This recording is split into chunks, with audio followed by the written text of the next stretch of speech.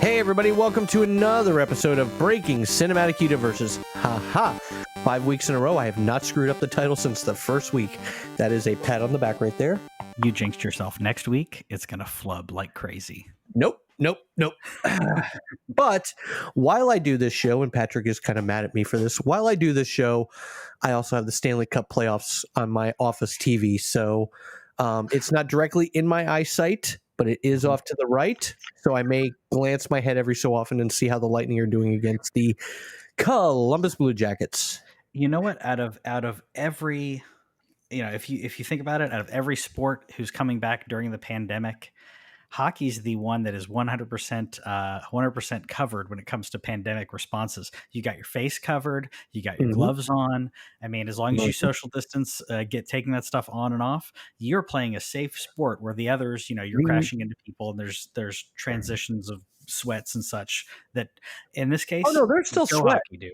Go. Well, yeah, but your sweat's in the inside, dude. Yeah, I played hockey. The sweat's on the inside, or it should be. You got plastic over your face, so you should be good there. Not all guys wear full shields, though. You're talking rec league where they wear full shield. But I'm saying they should. Those are a bitch to breathe in. Oh, sure. Most guys either wear a visor over their eyes or nothing at all. Yeah. But this is not a hockey show. Although I kind of wish I was still doing my hockey show. We talk comic book movies on this show. Mm-hmm. That's what we do. We talk cinematic. Well, no. Go ahead. You said we talk comic book movies, but we have made it a point that this is breaking cinematic universes. That is true. If and when Universal ever gets their head out of their asses with the Dark Universe, we'll talk that. Yeah. We'll talk whatever the hell it is that DC's doing. Although I had a very good conversation with my buddy today. Dark Knight Rises was on AMC, and I'll get to that conversation here in a few. But, we talk all the cinematic universes, all of them. And if there's one we're not talking about, you want us to talk about, message us, let us know. And if we know half of anything about it, we'll try. Dude, I'm a cinephile. I watch so many movies. I mean, you want to talk about the Saw universe? I'll talk about that. You want to talk about Friday the 13th stuff? Do whatever. All right, easy there, Michael Bolton. So, speaking of news, real quick, because we do talk, it's mostly cinematic universes. But did you see? And I'm going to be very brief on this. But did you see the DC layoffs that are happening now? I did not, but I did see that Falcon and the Winter Soldier, WandaVision, and Loki are about to start production up again in Atlanta. Yay! Good. So there's still hope we get those shows before the end of the year. I hope so. And in the DC world, they're gutting multiple. Warner's gutting multiple aspects of DC Comics, the DC Universe, DC Collectibles. We didn't have the show when this happened, but early on this year, Warner basically said, hey, if the DC Comics don't sell well with the new storyline that we're putting out, then we're going to start laying off people and gut DC Comics. We're not going to change movies, but everything else other than the movies are up for grabs to be gutted, including removing all comic books, period, from DC.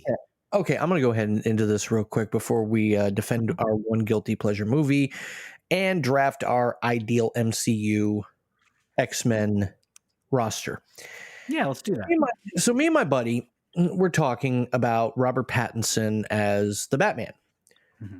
And my biggest gripe is he's not big enough. I don't think he's going to be bulked up enough. And even after his comments of, well, Batman doesn't need to be big. He doesn't have superpowers.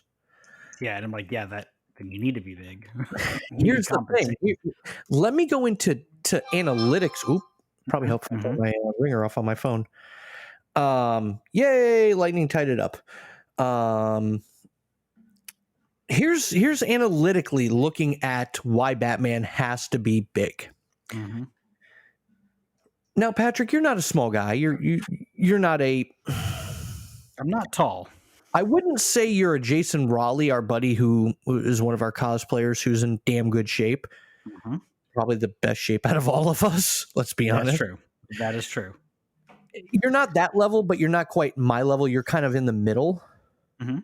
Like you're in shape, but you're not on the super in shape, but you're not in the super out of shape. Like I need to do. I basically I need to work on my cardio. I need to stop, eating the pizza. Yeah, there's things I got to work on. But yeah, you're exactly right. So here's why I think, and this is where I'm going analytical with this. Mhm. And that's the biggest thing about me is I'm an analytical guy. I break things down. A skinny guy would not have the strength to grip onto a grappling gun Yeah. as it zips you 100 feet into the air. Yep. You wouldn't have it's impossible. You'd rip your shoulder out of your socket. And not even to mention, the biggest thing I wish they would show in a Batman movie is him doing grip strength exercises. Like doing almost like wall Ninja climb. Warrior. Yeah, like doing wall climb, Ninja Warrior type stuff. I think that'd be amazing because it would explain a lot more about him and really kind of, but that's neither here nor there. It just, Batman The Dark Knight Rises was on, and it just, hearing Bane just pissed me off even more. Right. And then he talks about Pattinson, and I literally looked at him, I said, dude, you hate him, but the guy who was the perfect physical specimen of Batman was Ben Affleck. I think so. I think he was given. I was a naysayer until I saw the movie, and then I was like, he's not. Or so I started seeing stills, then saw the movie, and I said, you know what? Out of everything with that movie, Ben Affleck was actually pretty darn good. Yeah, he was a great Bruce Wayne. He was a great Batman. Everybody hates him because of some of the shitty movies he made. Like, yo, you were the bomb in Phantoms, Affleck. But yeah, he was great, and I was one of those people who trashed him when we heard that he was going to be he was going to be Batman. I was like, this is terrible. This is a terrible idea. And you know what? I was wrong. Oh no, you were 100% wrong.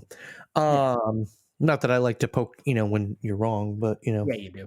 But yeah, no, I think Pattinson doesn't. I think Pattinson, if this tells us anything, his mentality is not there for what we need for Batman.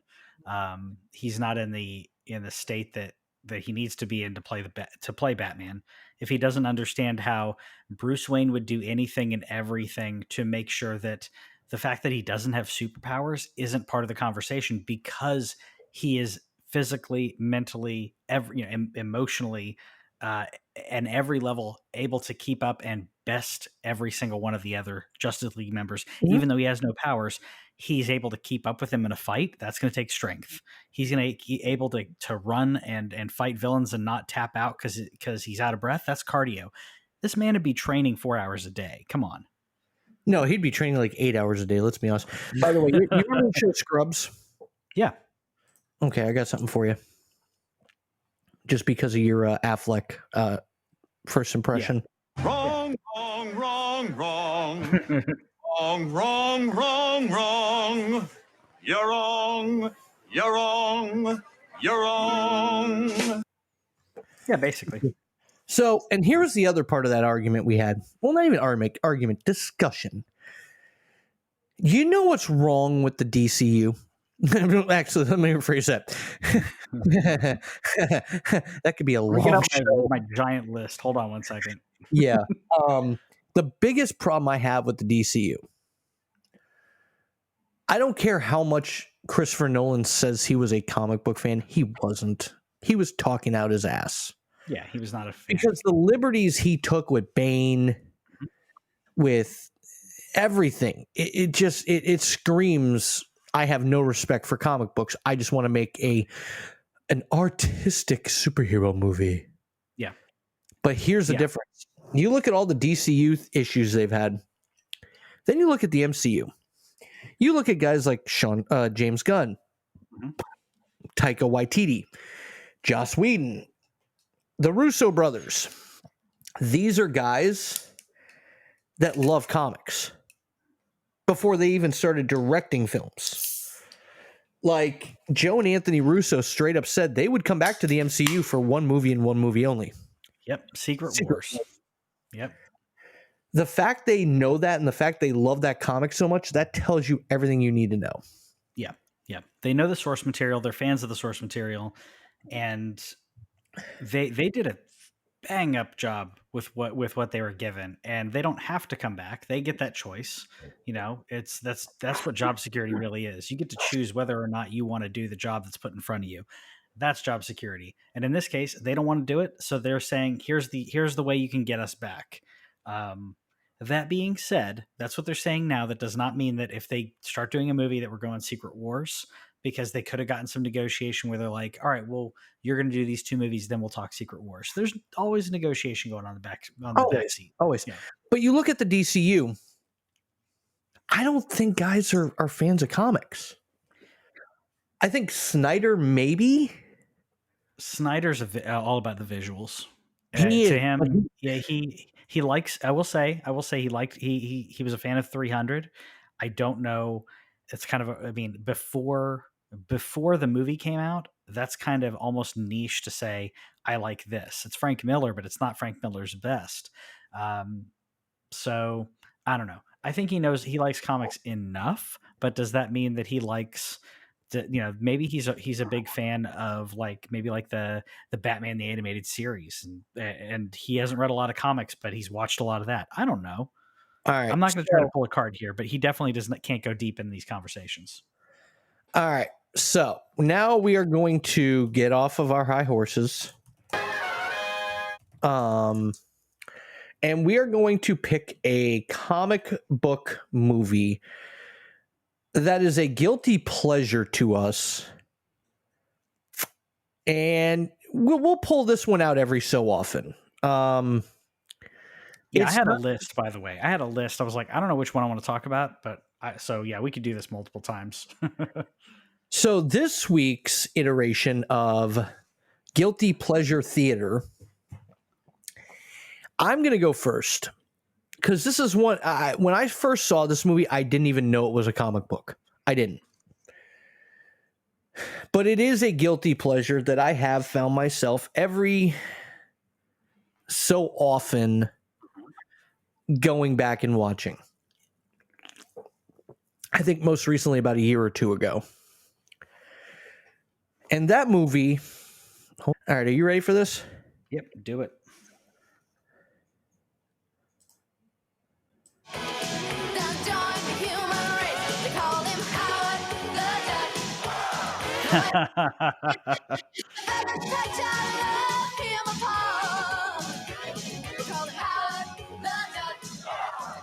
There you go. The 1986 Howard the Duck, starring Leah Thompson and a young, handsome Tim Robbins, along with Jeffrey Jones as the villain. Yeah. And this is one I haven't seen in forever, but it's one that people bring up a lot of times to it's a love it or hate it kind of thing, and it's definitely not appropriate for kids. No. I'm really surprised that people forget. If you haven't seen this movie is not appropriate for kids. Leah Thompson's great in it, by the way. Yeah, exactly. And this magazines magazine, there's a Play Duck magazine, I believe, in one scene. It's definitely not it's not something kids should watch. It's this weird thing of who is this movie for? Who is this movie for? You know what? It's fun. It's ridiculous, but it's how do you market this to adults that don't know who Howard the Duck is? And thankfully, you at least got it. It's a comedy. It's a good comedy, I think. It's not it's not Ace Ventura or anything, but it's funny. No, I watched it as a kid, and that was back in the 80s. I was going to say, and now look at where you came after that. Yeah. But I mean, it was a fun film. It really was. I mean, it was a little weird, but but it just Leah Thompson coming off of Back to the Future, Tim Robbins. I don't even know what he did before this. I don't know if he did anything before this. Hold on, I'm going to see that. I've got to know. Wow, he's got a really long filmography. Yeah, he does. Yeah, I mean, this is one that, by the way, people bring up as you're looking that up. I'll do a little buffer here. This is a character who, Oh, he did Top Gun right before. He did Top Gun the yeah, same year. He also did Amazing Stories, Malice in wow, Wonderland, Moonlighting, Moonlighting, dang, The Sure Thing. He played Gary Cooper. Hill man, yeah. Street Blues. I was gonna say most of this stuff is not. He did one of my favorite shows from the 80s, What's that? Hardcastle Blues? McCormick. Oh, okay. I thought you were just say Hill Street Blues. Looking in here, I'm trying to figure out what he was in that clued people in to be like, hey, this guy's the thing. I obviously had a really good agent because what he did moving into that was a little like one-time bits in different TV shows. But yeah, this is also a character which we've had show up in the MCU in the after credits, and there's also different Easter eggs about this. So this is a character who could show up And in the Guardians MCU. too. What's that? In Guardians 2, yeah. Well, if it wasn't an after credits that he was in, or was it during the movie? I He can't was remember. in an after credits with the Collector. Yeah. In the first Guardians, but in the Guardians 2, he was actually in the scene with Yondu on that planet. That's right. Because he was talking to somebody. I mean, here, please don't be an ad. Please don't be an ad. Yeah, here we go. You know what they say? You're out of luck until you've gone duck. That's right. Voiced by Seth Green. Yep. Great So- choice. Great choice for that. What is your first guilty pleasure? So I had a list here. And I could pick a lot of them, but I'm going to pick one because it's one that in retrospect people give a lot of crap about. I don't think it's bad. So I could go on to another one if you excuse this one, but the first X-Men movie. It wasn't bad. Okay, I'll go to another one then if that one does not qualify. I mean, Let's, that brought us Hugh Jackman. Okay, Or but as Hugh, Barbara hold said, on. Hugh Jackman. Yes, but his first but look at his performance in that movie. If you just watch that movie, if they made that movie and they made nothing else, you would not go, yes, Hugh Jackman was amazing as Wolverine. No, X2 is what brought us that Wolverine. Yes. First foray, Jackman didn't know what he was doing. No, he didn't. And, he was cast last minute. Okay. He did okay. He was cast. He was a last minute alternate. You know who was supposed to be Wolverine originally? It wasn't Russell Crowe, was it? Nope. It was Dougherty Scott. That's right. Yeah. Yeah. And he got hurt definitely filming Mission Impossible 2. Man, think how different the X-Men universe would be for Fox. If it was Dougherty Scott. Think how Dougherty Scott's bank account would look. Yeah, exactly. Well, I still contend that this movie barely, now on paper leading up to it should have been amazing, but this movie barely hit the marks that they wanted it to hit when it came to their how much it was going to make in the box office. It didn't barely hit the numbers they wanted it to hit to, that their goals, right? But on paper you've got Patrick Stewart as Professor Xavier. Mm-hmm. You have Ian McKellen as Magneto, which are perfect casts. Sir Ian McKellen. Yep. Femke Janssen as Jean Grey, and holy crap, perfect casting for Jean Grey as well. And then Tyler Mane playing Sabretooth in a version of Sabretooth that looks like real Sabretooth. Yeah, I love it. No, it was. I love it for that reason. Listen, it wasn't a bad film. I don't count it as a guilty pleasure, though. I'm counting it as a guilty pleasure because it's one of those ones that you can say in a room full of people where you're like, hey, let's watch a movie. And you go, let's watch X-Men. You get groans because people want to watch. No. X2. You get groans. No, you get groans if you say The Last Stand. Okay. If I say Last Stand, well, actually, another one on my list was X-Men Apocalypse. That's a guilty pleasure. I'll count. No. I'm not counting first one. Okay. I'm going to pull the judge card here. I'm going to go Germany on you. I will count Apocalypse as a guilty pleasure. Okay. Wolverine, because you get Wolverine in that, You do. right? You have Psylocke, like an amazing portrayal of Psylocke as Olivia Munn. In fact, I don't think we got God. enough Psylocke. No, there was not enough Psylocke. Not enough. Great character, not enough of it. Storm, And she looked Great. like the comic book. yes, she did. That's what I was going to say. Like the leading up to this, people were giving them crap about the way Oscar Isaac looked, and when he got to see him in the movie, he wasn't terrible. I wanted him to be taller, and there were some really creative things that they did with his powers that I don't think people would have fully would. I mean, they could have done more, sure, but it was creative and inventive when it came to that. I was happy with quite a bit of it. No, I mean, Oscar Isaac did a great job as Apocalypse. Yeah, he did. That's a tough character to do without a ton of CGI. Mm-hmm. Yeah, it really is. I wish they'd done some CGI and perspective work to make him look larger and taller. That's one of the only like minor things, because I think his character design worked. And out of a character who looks really weird when you look at that character in cartoons and in movies, he looks odd. They transitioned him into the real world in a great way. I think it was a good representation.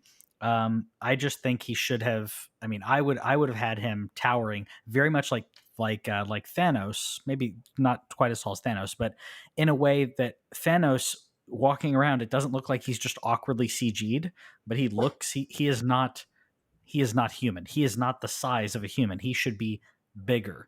And that's one of my only negatives.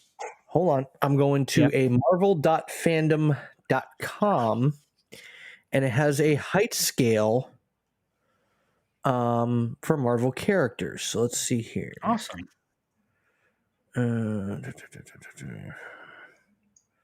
I was going to say, because Apocalypse, hold on, depending on the portrayal, he changes in height. So his height can change. No, I know, but I'm just seeing what it says on here. I'm going to guess it's around 7 feet or so. I don't know, but that's what I'm going to guess. Okay, well, I'm at 6'3" right now. Huh. Craven is 6'3". I would expect him to be 6'6" or so. Yeah, that's what I thought. Deathlock is 6'4". Okay. Let's see here. Hercules Earth 616 is 6'5". Rhino is only 6'5". That seems weird. Colossus is 6'6".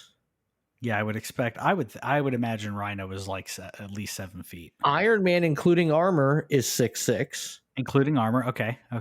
Thor is 6'6". Okay. Beta Ray Bill is 6'7". Doctor Doom is 6'7". Kingpin is 6'7". Thanos is 6'7". She-Hulk is 6'7". Wow. Hold on. Thanos was much larger in the movies than he's in the comics. Oh yeah. Well, yeah, definitely. Abomination, Cable, are 6'8". Uh-huh. I don't know anybody on the 6'9" list. 6'10", don't know anybody there. Omega Red is 6'11". Nice. Apocalypse on average is 7 foot. However, Apocalypse can grow substantially greater heights. There you go. Also, people who are 7 foot. Hulk, Man-Thing. Mm-hmm. There's Rhino on the list again, which I don't get that one. Let's see who different Rhino, different Earth. Surtur. Juggernaut's got to be taller than that, right? And again, Juggernaut in Deadpool 2 is way taller than he usually is. 9 foot 5. 9 feet? 9 foot 5 inches. I would have guessed a little bit shorter than that, but that makes sense. I mean, that makes sense for Juggernaut. The tallest Marvel characters, Black Dragon at 100 feet. Okay. No, Black Dragon at 100 feet. Surtur and Ymir at 1,000 feet. Nezar the Calculator at 2,000 feet. And Exitar at 20,000 feet. So that we're talking, we're no longer in the realm of mutants and mortals at that point. Mm-mm. No, Nope. no. All right, so I will accept Apocalypse. I will not accept the first X-Men because I don't see it as a guilty pleasure. I see it as a good movie that really kickstarted comic book movies. In retrospect, sure. In retrospect, I agree. So Apocalypse will go as my guilty pleasure for this round of guilty pleasure theater. Okay. So next, which X-Men should be introduced first in the MCU? So this one came to me in a flash of light into my brain noggin, and I got so excited because I was like, how cool would this be if we did a Was it draft? Was it before or after your wife hit you over the head with a frying pan? That was after. As all good things are. So it came to me in a dream, if you will, a waking dream, that I said, self, how would you orchestrate a draft as if we are drafting from any X-Men, which and Trevor mentioned he's more knowledgeable on the film, and we're talking cinematic universes anyway, so that's fine. If you can draft any X-Men, let's draft a team. I have 5 picks. Trevor, you have your 5 picks? Yes. We'll call it yes. So we're gonna draft down. So we're gonna argue out who we want to have on our team. Yeah, I've got the entire list of every character to ever be a part of the X-Men. Okay, so we're gonna draft. We're gonna draft from there, and we're gonna essentially argue out who should and should not be in there. I have 5. You have X amount. We're going to narrow this down to 6. That would be our agreed upon. Let's have them as so this is kind of free form as opposed to this is definitive. We're going to argue this out and say why we think certain characters should and should not be on the list. So we're going to draft our team first. No. We're literally picking our characters. I guess we're going to draft first. Yeah, you're right. We're drafting first. So you pick out of the list, and then we're going to take those 5 on 5v5 and whittle it down to 6. So it could be 3 from each of us if we are like, hey, there's really good picks on all this, or one of us may concede and say, you know what, I agree with your pick. Let's put your pick on the list instead. So we draft first, and then after we draft, we're going to argue this out debate style to whittle it down to 6. Okay, so hold on. Let me see here. So, all right, hold on. We can flip a coin. I've got a coin. Okay. I'll let you call heads or tails. Okay. Ready? The honor system. Ready? 3, head. Tails. Nope. Laying down heads. All right. I just Wikipedia'd it, so because I've got my list of who I want to have for my pick, but I can Wikipedia'd it so I can follow along. You can follow along as well if you want to check up Wikipedia on any of these characters. And let us know, by the way, if we get shit wrong about these characters. Let us know. Oh yeah. Well, let Patrick know. I don't like being told I'm wrong. With the first overall pick, I am gonna go with an OG. Yeah. I am going to go with Scott Summers, aka Cyclops. Kid you not, that was going to be my first pick. How can you not go with Scott Summers?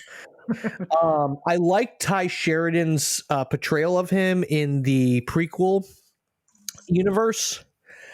But I always thought James Marsden looked exactly what Cyclops should look like. He acted like Cyclops too. Huh?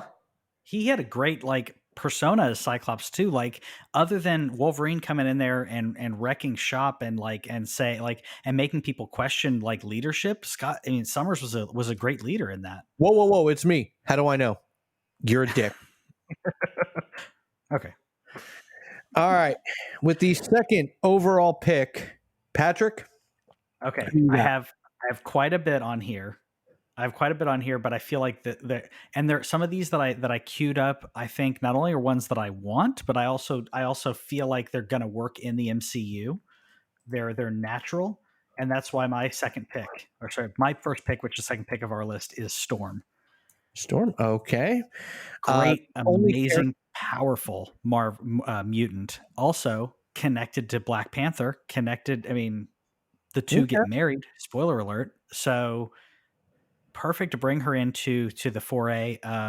Whether she gets introduced within the team or not, I feel like this is. I think she's going to be on there, and then they'll bring her into the team one way or another. So, with the third overall pick in the X-Men MCU draft, my pick is a 1990s recruit. Somebody who came in later, but was a fan favorite. That would be one Remy LeBeau. Gambit. Gambit's such a great character. There's a lot. By the way, you're going to see a lot of us just go. Both of us just go. Yeah, that's good. Like in. We're going to make the trimming it down very difficult. It's going to be very difficult. Gambit's great. Not only, I mean, it's not just his powers, his persona, his comedy, the way he can cut tension. He's no Spider-Man, but the man can quip. So that's a good pick. That's a good pick, and it wasn't on my list. So I still got more to go. With the fourth overall pick, Patrick, who do you take? Oh, okay. And by the way, we do need to preface this because we did not. Professor X is undraftable. Correct. He has to be automatically there. Yes, exactly. Hopefully not portrayed by Michael Jackson. Which he wanted to do that. You know about that? Yeah. Okay, so for those of you who didn't know, Michael Jackson wanted to be in the X-Men movie back when they were making the X-Men movie, and he wanted to be Professor Xavier. So yeah, because that's what we want to do. Jackson. That's what we want to do. Put Michael Jackson in a school full of kids. That sounds like a great idea. And we're moving on. Let's go for pick number 4, Kitty Pryde, because we got to see some good Kitty Pryde action finally in Days of Future Past, which was weird because she was using a power she doesn't use or she doesn't have. As soon as she popped in the was it X2? She was in the first X-Men movie. Then she's in every one of them. No, 1, 2, and Days of Future Past. I think that she's a great character. Great analog. In fact, she could be the analog for viewers to experience what the school is about. You have your new student coming in, which was Rogue in the X-Men movies. In the 90s animated series, it was Jubilee, which is honestly still not a bad character. She's just, it's hard to do that character right. I think Kitty Pryde is a really great character that her personality would work for that as an analog and not being for us to learn about the X-Men. But also she has connections to Colossus I think it'd work great to have the two of them together in the MCU. Okay. With the fifth overall pick, I'm going Mrs. Remy LeBeau.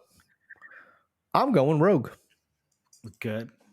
Which was also on my list. Not only is she a good character, we have the connection to Miss Marvel, Captain Marvel, which they can bring her character in pre-powers and then have her get her flight and strength from Captain Marvel.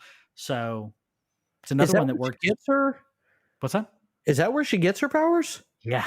That's where she got that power. So Rogue's only powers were absorbing life force, if you will. So if you're doing that to a human, it can drain them. It could kill them. If she does it to a human, she can absorb their powers. And she did it to Captain Marvel too long, to the point where she permanently absorbed part of her psyche. Oh, shit. Okay. Yeah. Well, there you go. Which would also give us a chance to see Brie Larson put out of commission for just a little bit in the MCU. Oh! What was that? Oh, I'm just saying, like, that's a good joke. Oh, there you go. Okay. Easy was there. Was it that bad of a joke? Easy there, Andrew Dice Clay. That's exactly what I was doing. All right, so you got your list. You got you Mhm. got your third pick, Rogue. So the Uh, sixth overall, again, going to 10 here because you did pick one of mine. So I am going. Oh man, this okay. Now it gets difficult. A not for lot now. Some of mine are ones that I'd like to see pulled from the Fox universe, from the Fox cinematic universe, and I'm going to go with Beast for the next one. Beast tried is true such a great character, and I'd and like to. well done by Nicholas Holt. Yeah, no, I think he did a good job. But I would like to see him voiced by Kelsey Grammer again, but maybe it's just me. I'd like to see Kelsey that. Grammer didn't just voice him; he was in the suit. I agree. No, I agree. He Okay. was. I'm saying I'm okay with him if he's like, you know what, I'll just do the voice and we'll do like an Abe Sapien situation in Hellboy or similar to what they did with Colossus. They can do a CGI Beast who looks like real Beast. You could do prosthetics with CGI enhancement, which by the way is like one of the coolest things I've ever seen, where they have people in prosthetics and then they use CGI to enhance it, which is what they did with Vision. That's why Vision looks so good and so real. Do that with Beast, and you have an amazing character. Plus, you need to have some big time brains on this team. And Beast is a great not only in regards to intelligence but philosophy and ethics. There's your moral compass right there. Okay. All right. So my next pick, the seventh overall, would actually lead him to his own movie. Maybe setting up some kind of like break at the end, blah blah blah. I'm going with Namor Mackenzie, aka the Submariner.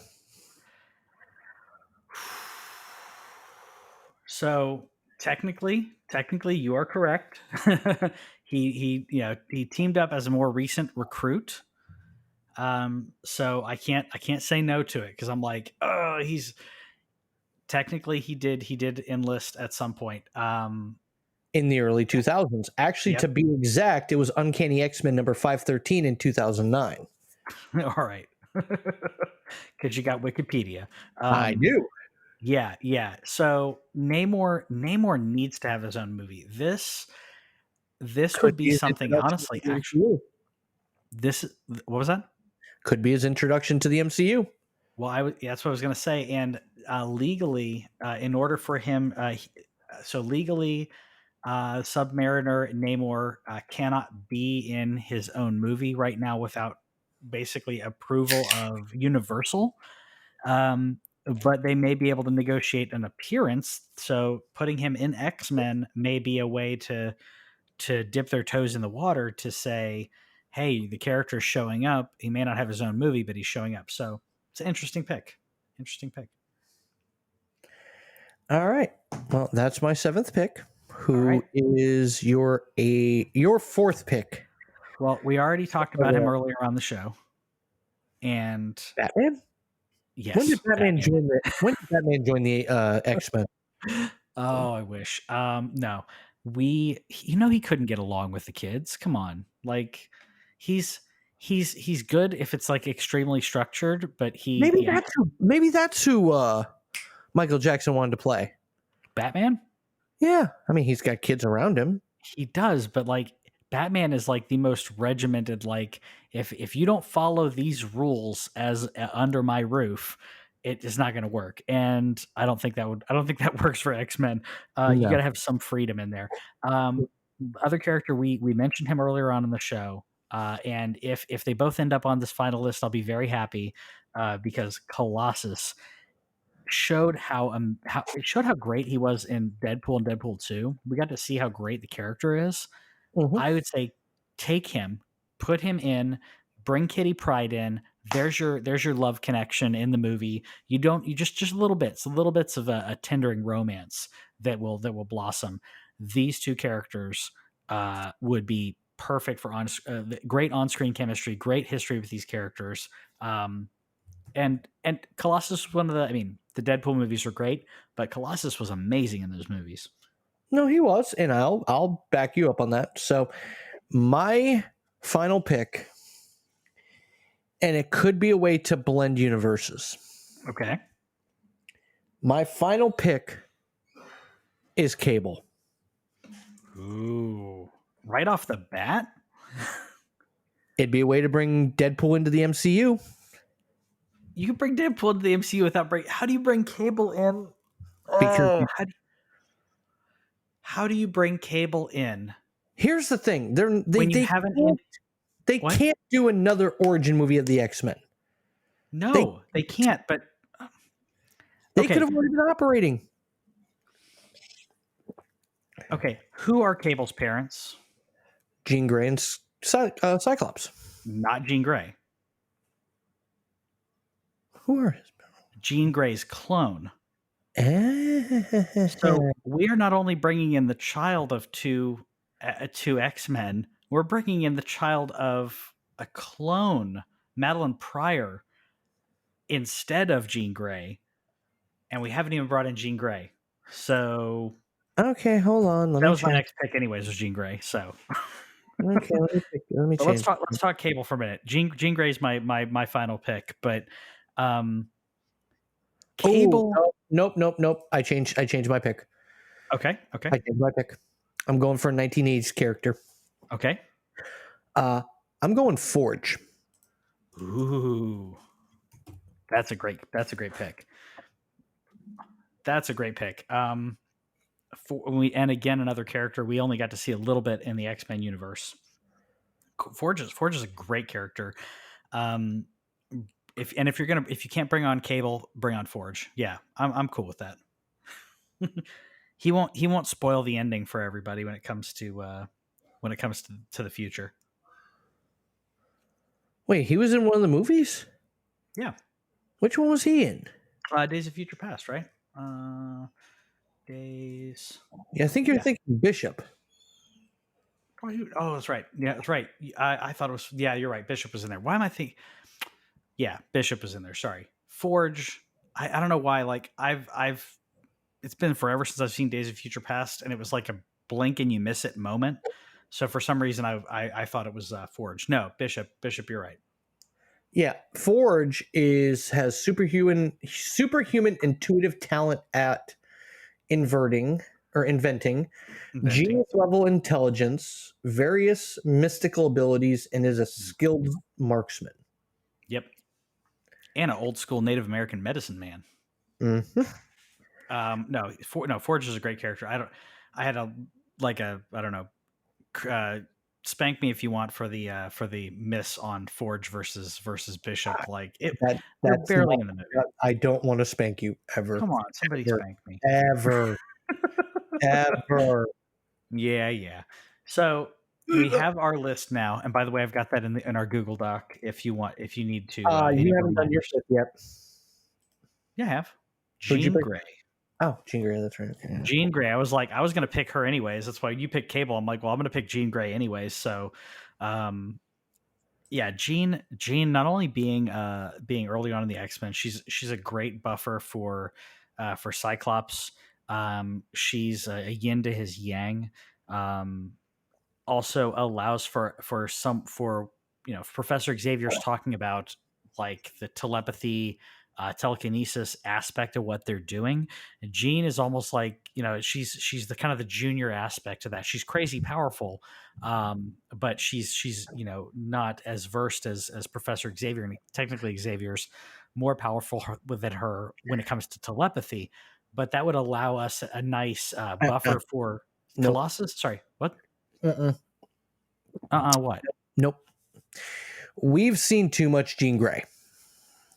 Well, then we can argue. We'll argue this. We'll argue it afterwards. So that's my feeling. That was my pick for Jean Grey. So now we can argue, is Jean Grey the first one on your hit list? First argument. Yep, that is the first one on my hit list. We had an entire two Dark Phoenix movies. Yeah. Oh, I didn't want to go Dark Phoenix. And both of them sucked. You know what? I'm gonna give you this because I'm really happy that I don't think we talked about this prior to doing the show. That neither one of us You tell me picked. if you tell me, I swear to God, if you tell me Dark Phoenix is another guilty pleasure, I'm No, no. stopping this recording and I'm never doing this show with you again. Oh no! What I was gonna say was I'm happy that neither one of us picked Wolverine out of all of our picks because we could have. Sorry, I had to shift around a little bit. We could have picked Wolverine. I don't remember bringing that up to you as like something I didn't want to do because we've seen too much Wolverine, and by the same logic, we've seen too much Jean Grey. I'll take her off my list. Well, I'm doing a combined team at the bottom here. Okay. So the combined team will be people we both agree upon. Agreed. Okay, so I put a little hash on Jean Grey as to say I will concede that pick because for the same reason that I love Wolverine. If you guys know me, you know I absolutely love Wolverine. We've seen way too much of him in the X-Men. Mm-hmm. There is so much to the X-Men that has nothing to do with Wolverine. Right. So yeah, I'll take Jean Grey. Who's on your hit list for me? Okay. Yours is hard. Giggity. There's a lot of great characters on here, so I feel like I'm going to tell you the two out of your list that I think have to be in the combined team. I think Cyclops and Rogue. I feel like okay, so I'll put those in. That's just immediately out of your two. Those are the two that I am 100% okay with those two being on the list. This better here. Sorry, I am, and yeah, this is making it difficult for me because there's a lot of reasons that I want some of these characters on the list, and it doesn't mean they won't show up later. But I feel Cyclops and Rogue both have their place in the X-Men. Cyclops as leader, Rogue as as a put her as a junior member who then becomes a bigger deal when she gets Captain Marvel's powers. I think that they're gonna have to lead to that. Otherwise, you get an Anna Paquin Rogue again, and you don't get the Rogue that we want to see. I know you're more of a film than when it comes to X-Men, but animated series Rogue is where it's at. Yeah, absolutely. 100%. So those are the two on there. I feel like that's the easier way for me to do this is to say those are the two that I'm 100% cool with. I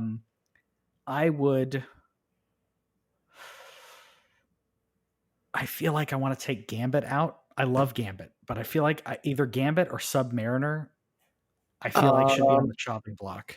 I'll take Submariner out.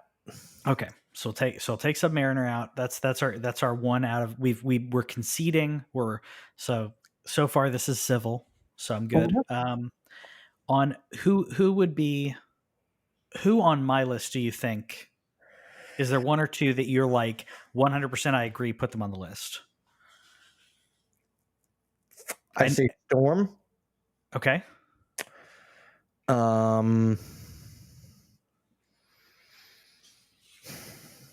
And Kitty Pryde. I'm completely fine with those picks. So if you want to, yeah, because I feel first of all, I love how we didn't even try to do this, by the way, and our team's already got some diversity going on. Mm-hmm. Because it's just like straight up, who's a good character? These are all good characters. Throw them in there. Love it. So now, yeah. So we're gonna have 6, correct? 6, yeah. Okay. This is where it gets dicey. All right, so I'm gonna go ahead. I don't think he's a big enough character. Okay. I'm gonna take Forge out. Okay. So this is when the game of chess happens. You're sacrificing Forge in order to make a play to hopefully get your Gambit pick in there. Here's the thing you need to realize. We've seen plenty of Colossus. We've seen plenty of Beast. We have not seen plenty of Gambit. And a Gambit Rogue romance might make up for that bullshit romance of Cyclops, Wolverine, and Jean Grey. Okay. In the movies, 100% agreed. I'm sorry, dude. I know we are supposed to put disclaimers at the beginning of the show. I got fucking tired of that shit by the third movie. Yeah.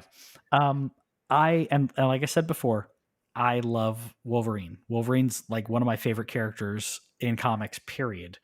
And even I'm like, can we get some Bobby Drake in there? Come on, like there's so many other characters that it's like, oh, let's have him, let's have this one. Like the first time you see Kitty Pryde, she just like blinks through a wall and that's it. Like seriously, and we got to see her and Colossus together in X2 though. Sorry, and him and Sean Ashmore played Bobby Drake phenomenally. Yeah. Who will also be Lamplighter in The Boys season 2. Oh, really? Just announced yesterday. I didn't realize that. So I have sacrificed Forge. Okay. So I feel that I have given a good response for my third guy on the team to be Gambit. I think you have, and now this puts me in a hard situation where we've seen enough Beast. We had 4 movies of Beast, 5 movies. So I feel like if everyone gets what they want out of this conversation, and I think it has to be done. I think it has to be done. I think as much as I love the character, I want Colossus and Kitty Pryde together. So I will concede and take Beast off my list. Okay. So. And you know what? I'm okay with that because I love Gambit too. This is none of these picks were bad. Nope. The only one that I thought was bad, was Cable, and yeah, you picked it. I mean, Forge is still a great character. So our final list, we have Cyclops, Rogue, Storm, Kitty Pryde, Gambit, and Colossus. That's a pretty good team. Mm-hmm. And then we have Professor Xavier. And I'm sure you're gonna have freaking Deadpool hanging around the X-Men somehow, some way. So in doing this, we have a tie-in to Deadpool. We have a tie-in to Black Panther with Storm. We have a tie-in for Captain Marvel. So, and by tie-in, I mean they already have a history with characters in the MCU, so that way we can see how this plays out in film. Or maybe Storm had a relationship with T'Challa before the movies. So when she shows up, she already knows about Black Panther, or maybe that's how T'Challa knows about the X-Men. He's like, I have a friend of mine who blah, blah, blah. And you got some tension there with the character. So history, it could be history of the characters. It could be something we see them play into, which in my opinion, Kitty Pryde coming in as a new recruit to the X-Men with Colossus already being there. Masterpiece. Love it. And now you get a romance of Rogue and Gambit. Rogue and Gambit. Yep. That's the last thing I was going to say. Rogue and Gambit. And we get to see, and how I'd play it out would be the beginning. You see that very, very 90s.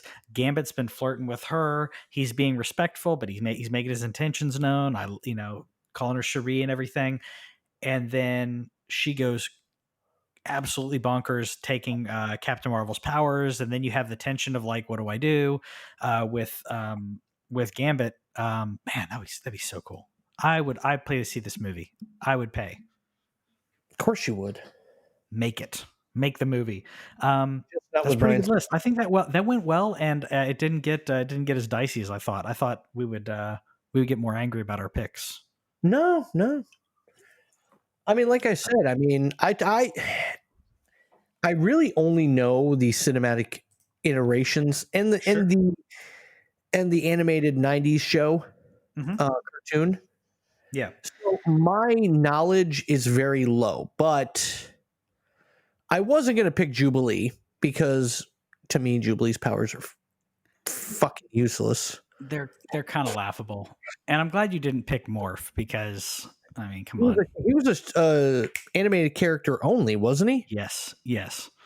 He was not, and you know what? He showed up in the comics afterwards, and same thing happened with the one Harley Quinn. She was created just for the comics, and that worked out. So, but X-Men the animated series did not have that good of luck when it was a great series, but it did not have that good of luck when it came to creating new characters. I'm That's not my seeing opinion. Morph on this list. You're not seeing what, Morph? Yeah. What? Yeah, he's Generation X. I thought he was an X-Men as well, but maybe I don't know. I know I could have sworn. You know what? I stand corrected. Maybe he didn't show up as an X-Men, and he was only part of Generation X, a 2017 version of Generation X. So meh. Either way, he was a letdown. Didn't need to be there. Yeah. So let us know who do you think should have showed up on this list? What did we miss? Was there a specific character, like one of your pet characters, that you're like, this character doesn't get enough love and didn't get on the list? Who would that be? Tweet at us, or sorry, message us on Facebook. That's what I mean. Tell us on Facebook at Breaking Cinematic Universes who you would be in your pick for X-Men, for your X-Men first class again. And I don't even think they go first class. I think at this point, no. It has to be an already established thing. Yeah, maybe Cyclops, like they're switching out the team, and Cyclops is still sticking around, but Jean Grey is moving on to something new. Beast is moving on to something new. So you have them in the movie, but they're not a main component of the movie. You know what I'm saying? We could do that.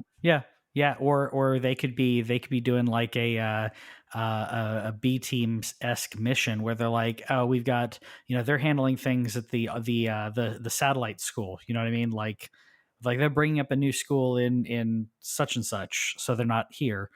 Or you make reference that they used to be there and you don't talk about why they're not. Who knows? Yeah, who knows? Who knows? Well, if you like sports, check out the scrumsports.com for all your Tampa Bay sports needs. Patrick, your turn. Yeah, and if you like video games, video game news, game reviews, all that kind of stuff, check out TheLanCave. If you're on this RSS feed, you already get the show. If not, check us out also on YouTube and Facebook, TheLanCave. It's like a man cave, but it's with a LAN cable, old school gaming. It's basically 30-year-olds talking about still playing games and talking about the game development of like what's happening behind the scenes of different drama. It's fun. Yeah, I'm still waiting for my invite when you guys talk Far Cry 6. When we talk Far Cry 6, I'll bring you in. Okay. Once again, as Patrick said, if you don't agree with our list, if your list would look different, comment on Facebook. Let us know. So tell us why we're dumb. Don't tell me why I'm dumb, because I'll fight you on that one. That's an argument you don't want, folks. That does it for this week. We thank you so much. Have a great week. Bye.